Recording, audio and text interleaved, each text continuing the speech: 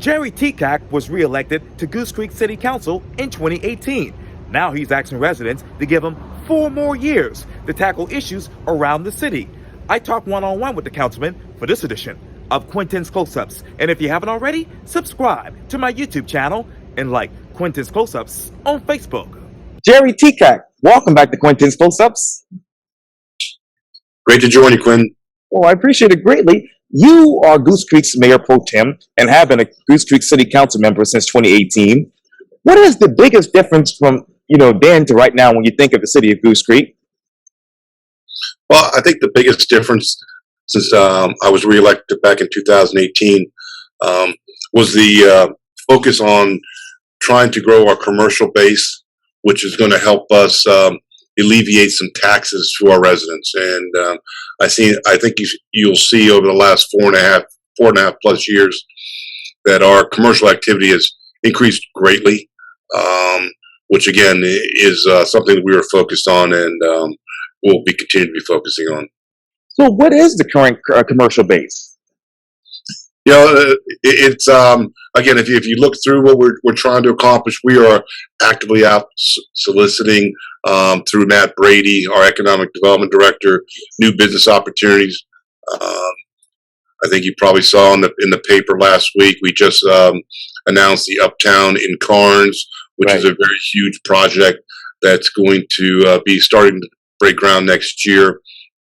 So again, we have an operating budget of about $35 million, Quintin, which is up greatly when I first was elected back in 2008. Yes, indeed. So let me ask you this. What other new business opportunities do you want to bring to Goose Creek right now? Well, it's not what I want to bring, Quinn. It's what our residents want to bring. And, they're actively looking for additional opportunities for restaurants. And quite frankly, they're also looking for opportunities in the medical field. We have Roper Hospital up there in the Carnes area, and we have seen a dramatic increase in ancillary business associated with that hospital, doctor's offices, ENT offices, rheumatology, things of that nature, where our residents aren't going to have to go to other places outside the city to take care of their needs. So let me ask you this, Councilman. How then do you help local businesses boost their competitiveness among other businesses coming into the city? Quinn, great question. The city has started a facade grant to help our local businesses that are already there, with the opportunity to maybe improve the outside of their facilities. We'll, provide a grant that they can use, provided they match that grant. We also have done a super incentive zone, particularly on the Red Bank Road area, where we're trying to get some interest in trying to get some commercial activity in that corridor. And we're seeing a lot of activity, a lot of interest. Yes. And I think it all goes back to how we are promoting our city as a place where we have a lot of people here, and we are the 8th largest city in the state of South Carolina, and our residents would like to have some additional services. Yes, sir. So when you talk about obviously the grants, Councilman, how many of those businesses have actually matched those grants? I think we've had a couple so far, not as many as I would like. Okay. But I think as we continue to promote it and continue to engage with our business community, I think you'll see more and more opportunities. We have instituted a loan program with the Climb Fund downtown. And so local business owners can go and apply for loans, and we will provide financial assistance. I think we've had a couple that have taken advantage of that, and quite frankly, we've had a couple already pay us back, which is a great thing. Yes, sir. The more and more resources we have to provide to our business community, the better off we are.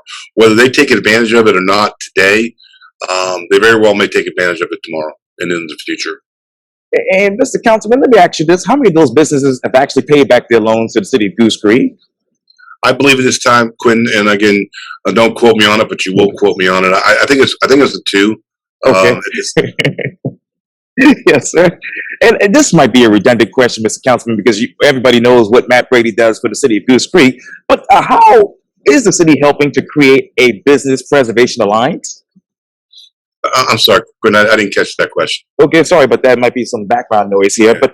But how will the city actually help to create a business preservation alliance? You know, I think what we're doing with Matt Brady is trying to bring our business community together. And what Matt does is it provides them a one place to go, where they don't have to worry about who do I talk to, Right. where do I go, which department I need to talk to. Right. Matt Brady is the man, and Matt Brady. Well, I like to call him our quarterback of our economic development activity. Yes. You get to Matt, and Matt's job is to get you to the right folks and get you in front of the right folks, and he does a great job at it. Yes, indeed. And let me ask you this. Okay, where are the current jobs right now in the city of Goose Creek? I would like to say we have, there's a lot of people that are hiring, just like everybody else in the Low Country. Right. I'll give a shout out to CR Hip, which is one of our newest business owners that came into the city just recently. They moved from North Charleston. They wanted to be a part of the city of Goose Creek, and primarily, what Pete Bailey, the owner of CR Hip, was telling us is a lot of my employees live around here, so it's easier for them to get here than it would be to North Charleston. So again, that's what we're trying to do. We're trying to make sure that maybe if you live in Goose Creek, you might be able to work in Goose Creek. Right. I know traffic is always a big issue, but if we can get one person off the road, I work downtown Charleston every day. Yes, sir. So I have to get on the road early.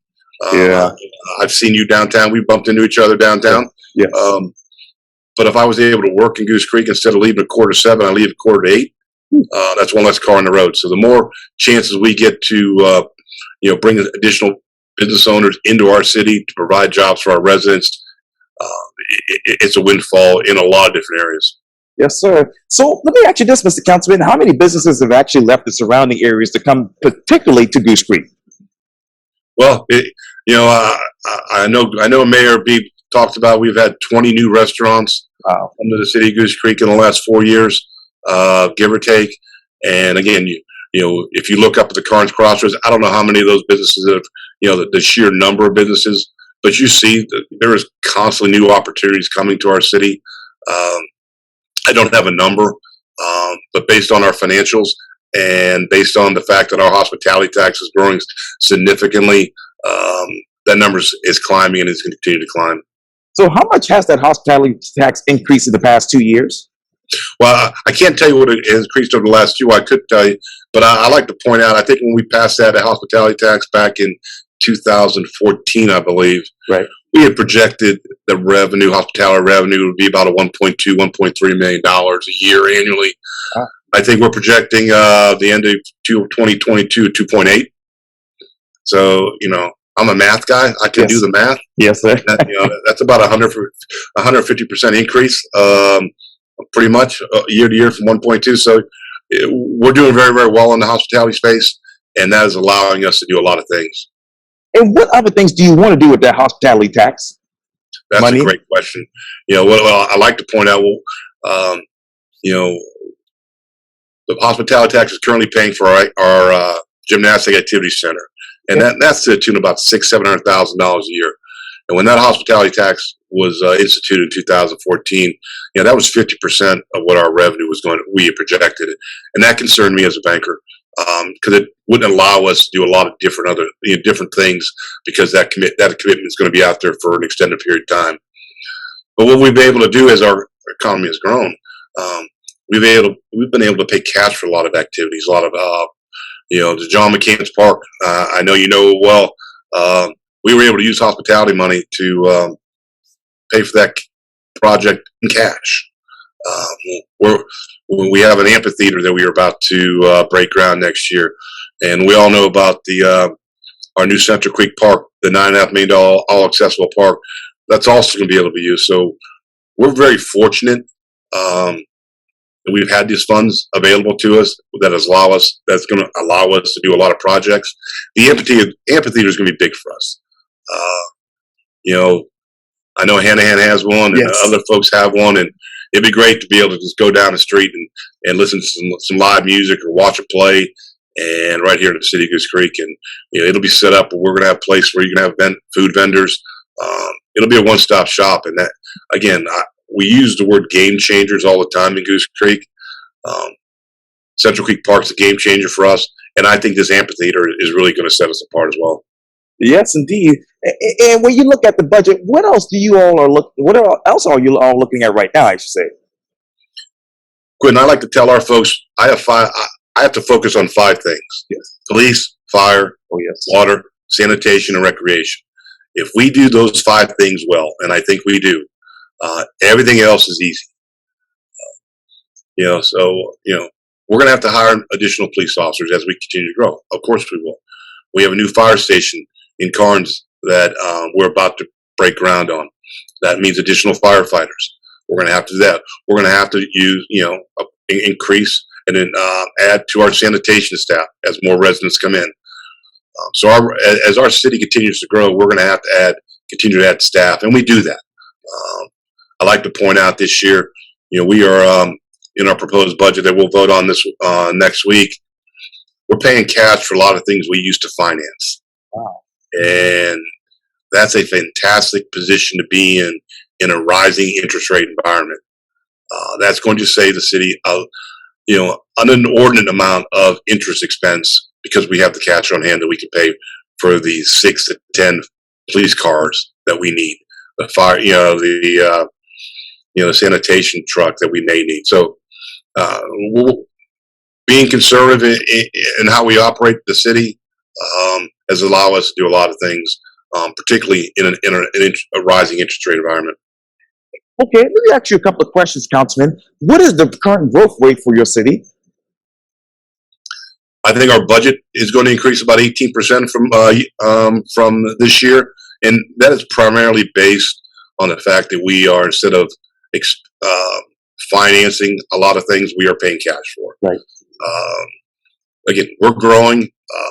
We're growing at a very, I consider a very decent pace, where we're not going to grow where we can't handle the growth coming in front of us. We're trying to be smart about it, and I think we are. I also like to point out, yes, sir, that folks tell us all the time we approve everything that comes in front of us, and whether it's apartments or whether it's new houses, whether it's new businesses. I tell folks, watch the meetings, watch how we interact with folks, and I think 5 years ago we would take anything that would come in front of us. This year we were trying to since 2018. We're letting our developers know, listen, we want you to do it this way. And if you do it this way, it'll all work for us. But you're going to have to do it what we want done. Okay, Mr. Councilman, let me ask you this. What incentives would be ideal for developers right now? What's that? What incentives would be ideal right now for developers? Well, I think the incentives are really partnerships. The Uptown development is a perfect example of a partnership between the city of Goose Creek and a private developer. And what the city gains from it is active space, green space, place to be able to hold programs. We're working with the school district in the new elementary school that's being built in Carnes. They have a recreation portion of the school, and we said, hey, we need recreation opportunities as well for our residents. How about we partner with you and we can expand those recreation opportunities? The school can use it during the day, and the city can use it in the evenings and on the weekends. And that's a way that the school district saves money and we save money, because if we both were doing the same thing, it's costing the taxpayer double. So again, we have to make sure that we work hand in hand, whether it's with the school district, whether it's the state, whether it's the federal government, whether it's private developers. We have to let them know that we're open for business, which we are, but we're going to partner with you, because by partnering, it really just enhances what we're trying to accomplish in the city. And what future, private public partnerships do you want for the city of Goose Creek? That's a great question. Again, the school district is a perfect example. Working with our state and local leaders, Joe Danning has greatly assisted us with the amphitheater, providing some state funds, and the federal government came out and provided the city with approximately $22 million with ARPA funds that we're going to use to improve a lot of different opportunities in the city. Some folks would say, well, we really don't need that. We shouldn't have taken the money. It's hurting the overall the economy for the United States. But Congress passed that. Whether I agree with it or not, that money is going to be spent. So I'm not turning it down if they're going to give it to us. We're looking at water and sewer projects that might be able to provide water and sanitation, water and sewer to places now that are on septic. That's going to benefit those folks. That is going to benefit the city. So there are a lot of opportunities. We're trying to connect different places of the city together, whether it's through biker trails, whether it's through some various forms of connectivity. And this is what some of these funds can be used for. Some folks don't realize that a lot of the funds that we have are restricted. Right. You can only use it for certain things. Sure. It's just not one big pool of money that we can just sit there and say, okay, pay my firefighters more, pay my sanitation workers more. And that's where I really come into play because of my ability and understanding of finance. And I know your light went dim there for a second, but let me ask you. Oh, there it is. Yeah, it's automatic there. It's on automatic. Oh, yes, sir. But let me ask you this, and this might be a redundant question, Councilman, but would you be in favor of establishing a state-of-the-art connectivity system that connects the residents and visitors to the top attractions in the cities and those recreational spots that you just mentioned? I think we absolutely, and I think we could do a better job in promoting what we have to our residents, and not only our residents, but our business community, but also our visitors. And whether we do that on our website, whether we do that through social media, I know we do a great job of promoting our message on those various platforms. But we're always looking for different ways to promote ourselves. I mean, if you look at our recreation team, they're constantly on social media talking up the various programs that they're offering, and whether they're getting 5 or 10 or 50 people coming to the events. There are events that are being utilized by our residents and visitors. And speaking of utilization, Councilman, let me ask you, how many people are currently on a septic tank in the city? I don't have that number, Quintin. But yeah, again, I think it's more aligned to if we can provide some infrastructure, maybe they might be able to come into our city instead of being in the county.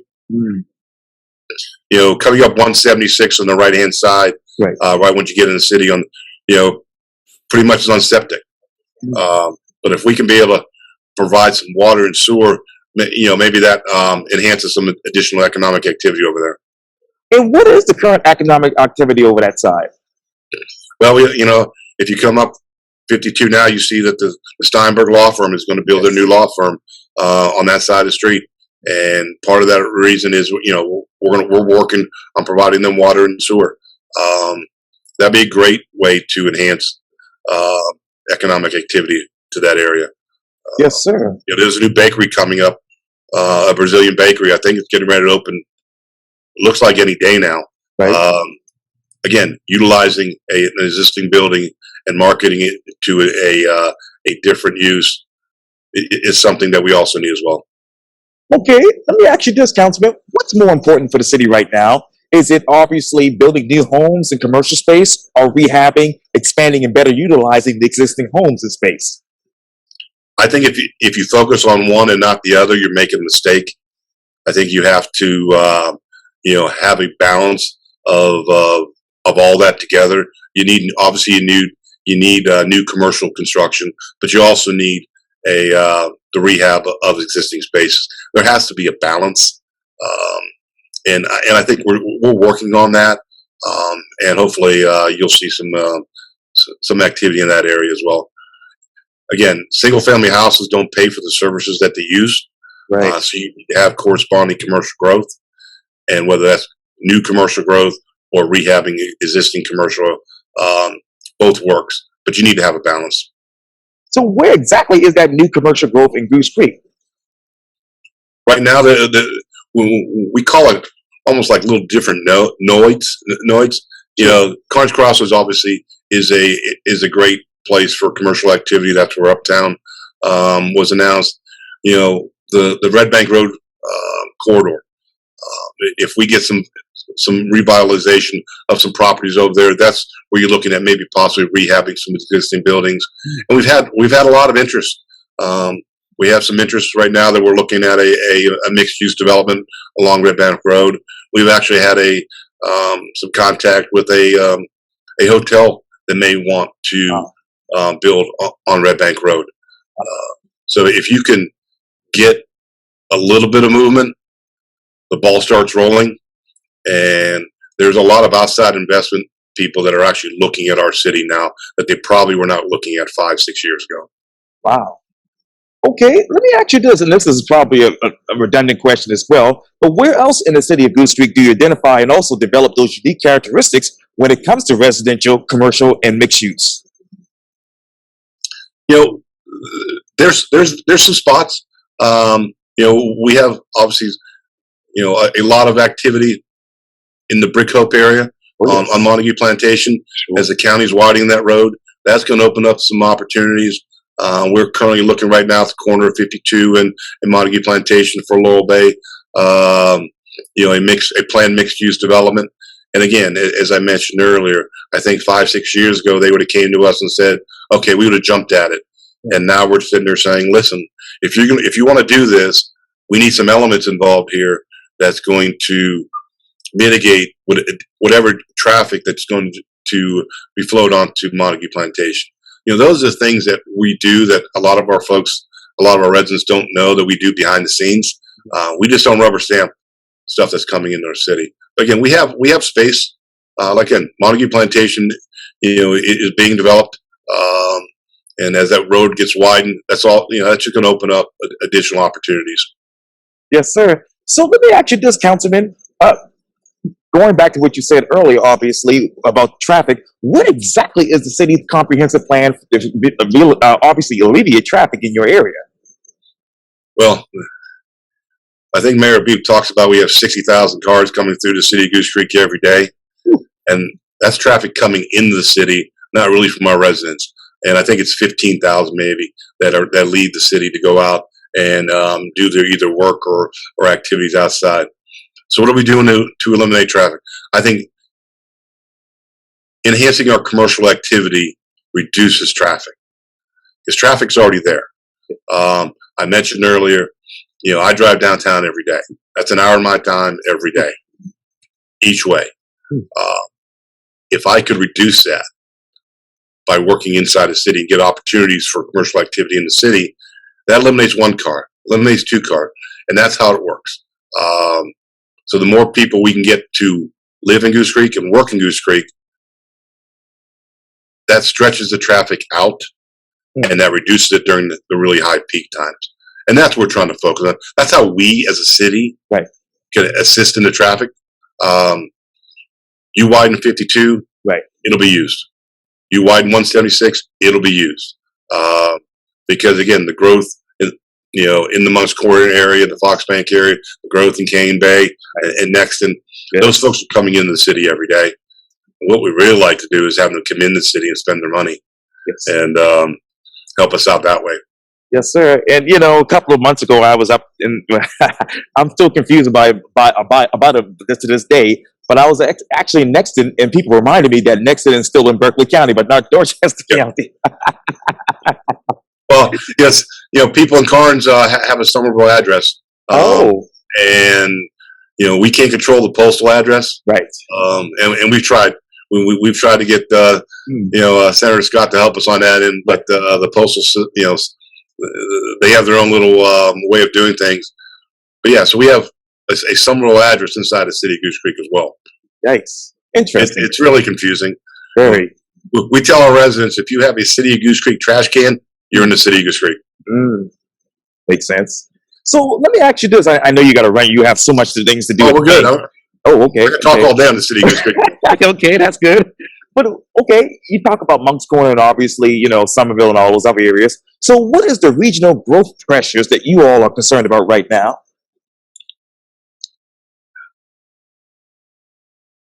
what concerns me is we have a lot of developments that have been on the books for years. You know, and I'll reference the ones in the side of the city, which would be Carnes, which would be Brick Hope, Montague Plantation area. But again, if you look at Nexton, the sheer number of houses being built there, look what happened in Cane Bay, look what happened in Foxbank. Cool. I think collaboratively we need to do a better job with our municipality partners and our county partners to make sure we understand what's going on outside the city, because what outside the city also impacts what happens in our city. And quite frankly, I think over the last 4 years we've done a great job of getting together with those various business leaders and political leaders to understand what's going on. I think previously we probably thought Goose Creek was a small little cocoon. We didn't worry about what was happening outside. Under Mayor Habib's leadership, we've taken an active approach of being involved, and not only with the city, but also with the Tri-County area, because again, being the 8th largest city in the state of South Carolina, we do have an impact on our region, and we needed to make sure that the region doesn't have a negative impact to us. So going forth, what do you all see as far as the population projection for the city of Goose Creek? Well, if you look at the housing starts, it really, I think that's where the economy is probably going to slow that a little bit. A rising interest rate environment. Probably 2 years ago you could have got a 3% mortgage rate. Now the mortgage rates for a 30-year fix is probably in the 6%. It's really doubled. That's really going to hamper the ability to folks to buy homes, and so that's a concern of mine. So I think we'll see a slowing of residential growth. I don't believe we're going to see a slowing of commercial growth, because if you do it right, which I think we are trying to do it right, if you provide the services that your residents want and keep it inside the city, then that just benefits everybody in the city.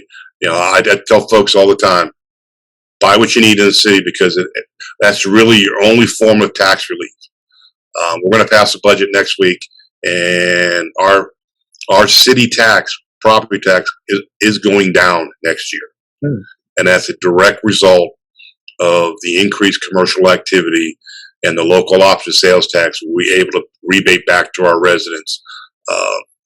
And so when people say, well, I can go down the street to buy my things, or I can go down the street to go to that restaurant, if you stay inside the city, you're giving yourself a tax rebate. So what has been a tax rebate for the residents? I believe this year is going to be, again, off the top of my head, I think we are dropping property tax, let's say on a $300,000 house, the city tax is going to be somewhere close to $100 less than previous year. Okay. And obviously that's prorated the more expensive the house. Because again, what we do is we take, we rebate back 71% of the funds we receive. So the more funds we get in, the more we can rebate back. Yes, indeed. So let me ask you, how many homes in the city of Goose Creek have been built at a fairly consistent rate? Quinn, I don't have that answer.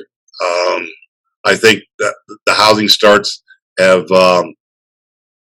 been really, really consistent over the last 5 years, and that was primarily due to Carnes and Brick Hope, but it also has everything to do with the fact that you were able to get a very, very low interest rate.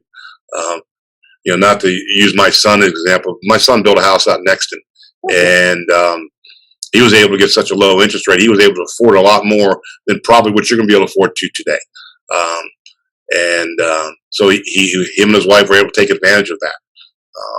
I think that advantage has gone away now, and at least for the time being, it'll cycle through. I think when I first bought my house, and I'm going to date myself, it was in the late 1990s, early 1990s. My interest rate was double digits, but I was able to afford it. I was able to buy a house. But it gets that high now, we'll have a dramatic drop in residential construction. but I don't believe it'll get that high. It'll cycle through. But I think the residential construction piece, it will slow a little bit, but we still have people moving here, Yes. and they still have to have places to live. Yeah. So they're still building houses. Yes, sir. So let me ask you this: I compare contrast here, and you might not know the percentage, but what is the percentage of residential construction, and what is the percentage for obviously commercial construction? I don't have the percentage, but I will tell you that the way our budget is going, and the way the revenue that we're getting on the commercial side, I think the commercial activities is obviously you get more when you have more commercial activity. We're seeing a higher growth area on the commercial side. Yes, sir. And I'm running out of time, unfortunately, but let me ask you this: how many police officers and firefighters do you all need right now in the city of Goose Creek? I should know this answer, Quintin, and I probably do. I think we're close to 72 police officers right now, and I think we're nearly 100% full on that. And I'm trying to see if I can pull a number up really quickly. I'm sorry, 79 officers, and we currently have, I think, 5 vacancies in our fire department, which is down dramatically. Over the last several months, we've done a great job in recruiting, and hopefully by the end of the year, we'll be back to where we need to be with our fire personnel. I can't say enough about our first responders. As you know, my daughter's a first responder for Dorchester County, and my dad was a police officer for 40 years. So there's not much I don't. You can talk a lot of things about City of Goose Creek, but don't talk negatively about our first responders. They do a great job, and I'm so proud of the efforts of Chief Nixon and our fire, Chuck Denson over our sanitation, and Chief Roscoe in our police department. We have some really good leaders, and I'm very proud of what we have and what they're trying to accomplish. Absolutely. Speaking of first responders, when I ran into you last week, was that Wednesday? Right before the hurricane, I was freaking out about the hurricane. I'm like, I hate hurricanes. So we had to postpone. Yes, sir. We had to postpone this particular interview to today, obviously. Now that the hurricane has passed, what has Goose Creek experienced from Ian, and what are you all doing next? Well, I think what we've experienced was that we had the county drop off the sandbags, right in front of our headquarters fire station, and the number of folks that were out there shoveling and filling sandbags was remarkable. I was over there for several hours along with Councilman McClary, the Mayor Beebe, our city administrator. Natalie was out there, and watching folks interact and helping others. I was amazed the number of people that filled bags and just left them for somebody else to take. I had an older couple come up to me, and the lady was starting to fill some bags, and I was just there filling bags to help out, because again, that was my way of helping and doing my part. And I looked at her, I said, "Ma'am," I said, "these bags are ready to go. All I got to do is time."